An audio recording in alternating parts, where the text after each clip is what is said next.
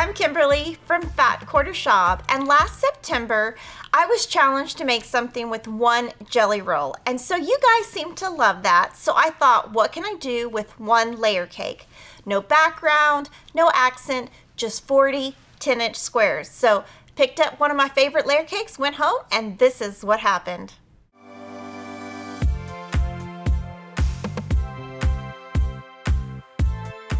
So I have already starched my layer cake and let everything completely dry, and I'm getting out my quilting journal and I just kind of start writing what I'm doing, and then you'll see throughout I will add notes as I go. And here I'm just ironing and I'm taking the duplicates out. I think I end up using them anyway, but I don't really know why I took them out, but I'm just ironing. And when you starch, your layer cakes are going to come out kind of rectangular instead of square. So you'll find that I kind of had to make an adjustment with this quilt, realizing that after.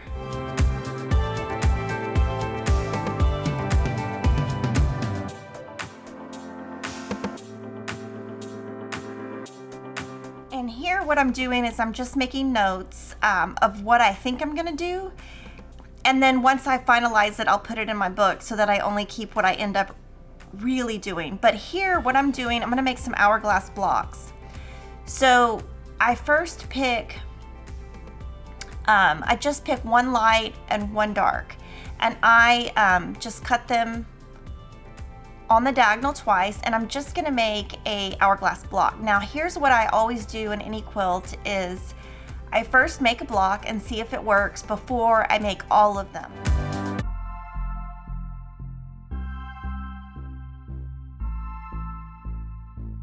So I end up making one hourglass block, but when I go to trim it down, it didn't come out exactly perfect. So I think it would be better if you trimmed your layer cake into a square. So like if your shortest side is 9.5, just go ahead and trim it 9.5. That way when you trim down using the Creative Grids 8-inch square or 8.5-inch square ruler, it'll come out a little bit straighter. And then from here I am putting my layer cakes, folding them in half so that they become square, and then cutting them and laying them out that way. And I'm trying that as my second block, since my first block really didn't work out great. It didn't come out straight enough. So I'm trying it where I fold my fabric so I can kind of tell where the square is, and then trimming it down. So this is my second attempt at the hourglass blocks that I'm making, and there's gonna be 16 of these that you're gonna use.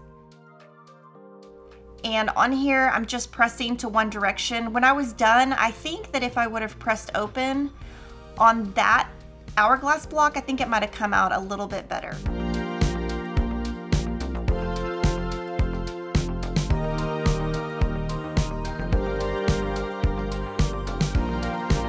And here, I'm just kind of picking my lights and my darks, and you see I folded it into fourths to make a square, and then I just cut on the diagonal. And then that just saves me time, because you're gonna be pressing this down, you're gonna be trimming it down so it doesn't have to be perfect to start with. And then here I'm putting together the rows and just pinning at each intersection, and then I'll just put it all together. And here I did end up touching different prints and different colors, and I think it's okay.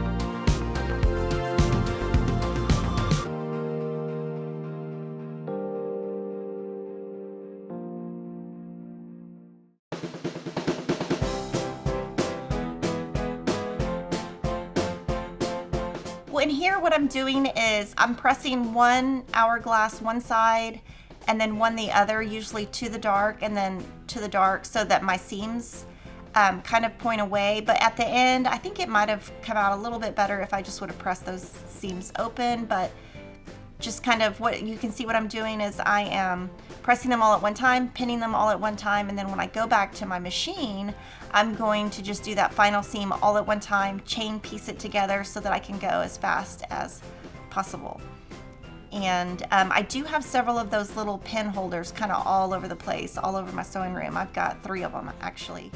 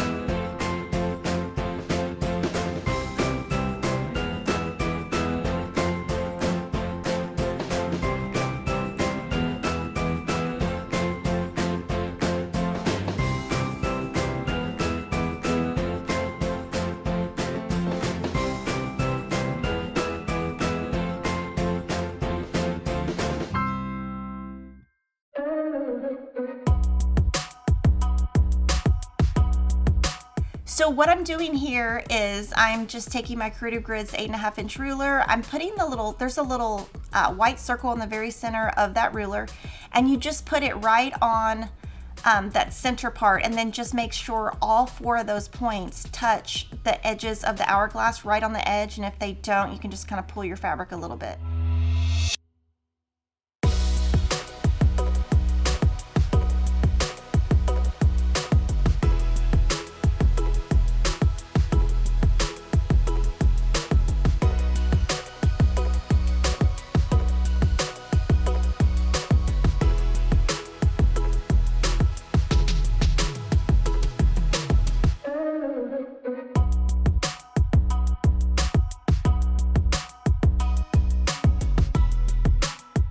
And now here what I'm doing is I am taking the remaining 28 8.5-inch squares.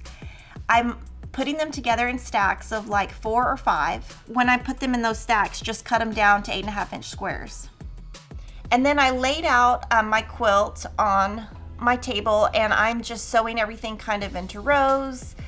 And the pieces are pretty big, so it does get a little bulky. And I am, I guess, listening to something on the radio. I think this day when I was doing this, I couldn't find anything really good to listen to.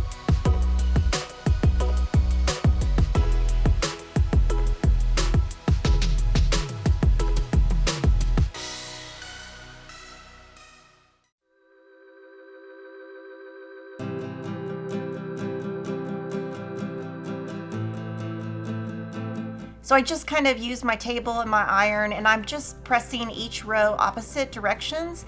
And this quilt only took me like maybe an hour or 2. It'd make a great baby quilt. It's really good for beginners because all you're doing is trimming down.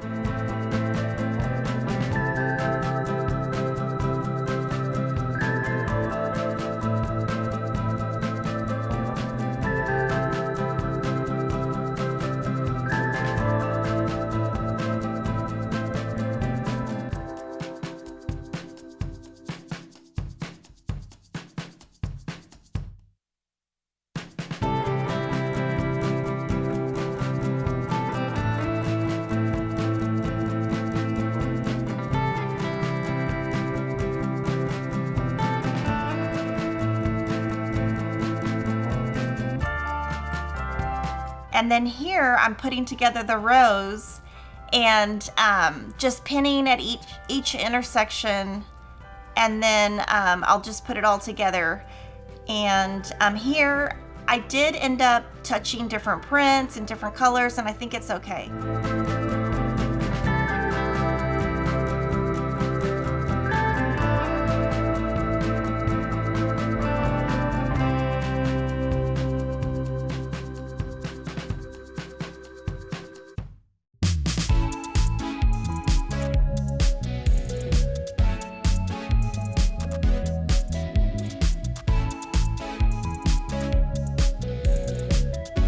a table is really good because you can just really pin in the intersections and just try to get your points to match up as close as possible. And I'm just using a 1/4 inch foot, and I'm using Aurifil Color 2000. Nothing fancy, no advanced supplies or anything like that.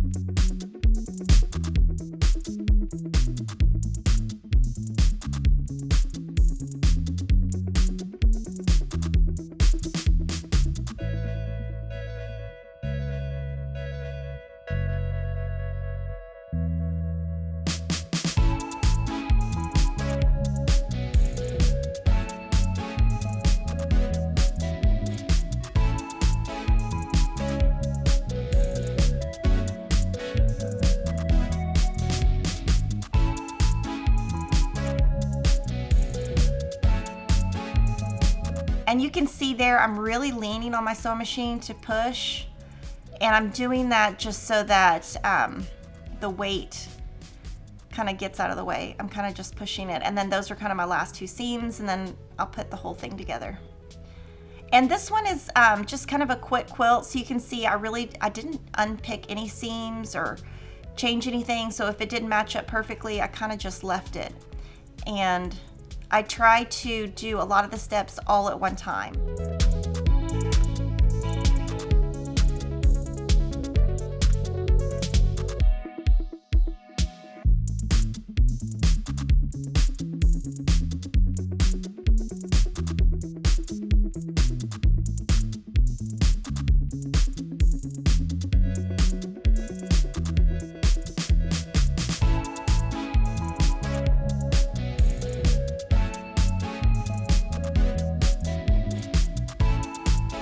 And then I always lay my quilt right on the floor so I can figure out what I'm gonna do with my backing. And I have a backing fabric and a binding fabric that I had where I starched. So I went and picked those up. So that's my binding. I always iron it really nice and straight before I send it to my quilter. And then here, I'm just kind of trying to figure out what I'm gonna do with my backing.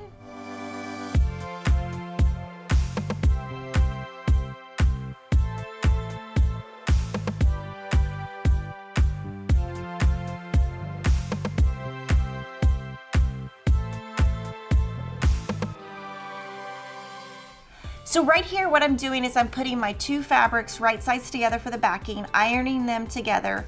I'm gonna trim them down together, then add the label. And here, what I'm doing is just trimming them together and then just pinning them together so that it doesn't become too bulky. So this is the very first part of the backing where I just put them together, and I just took the width of the quilt and added 10 inches and cut my 2 pieces that size, and then I can trim it down before I send it to the quilter.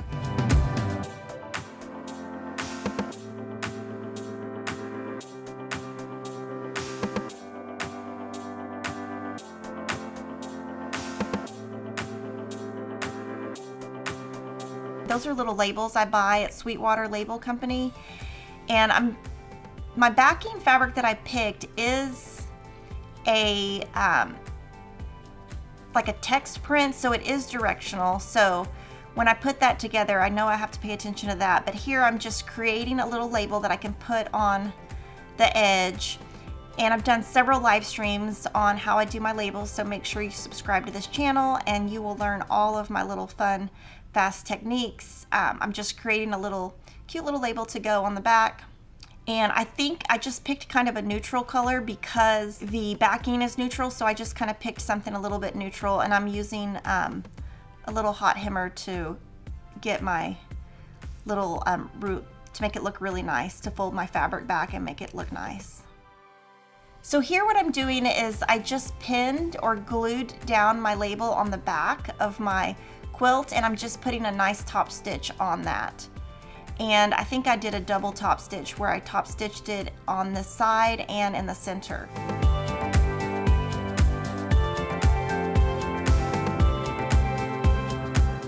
And then here, I'm done. So I just fold up my backing so it's real nice, fold up my binding so it's real nice, fold up my quilt so it's really nice, and then that's how I send it to my quilter so it's nice and pressed and ready for her to quilt. And here's my quilt all quilted up. I'm calling it Layer Cake Lotto, and we have a fun giveaway. Check out the description box for all the info, and I can't wait to see your Layer Cake Lotto. If you love this video, give it a thumbs up, and I'll see you next time. Thanks for watching.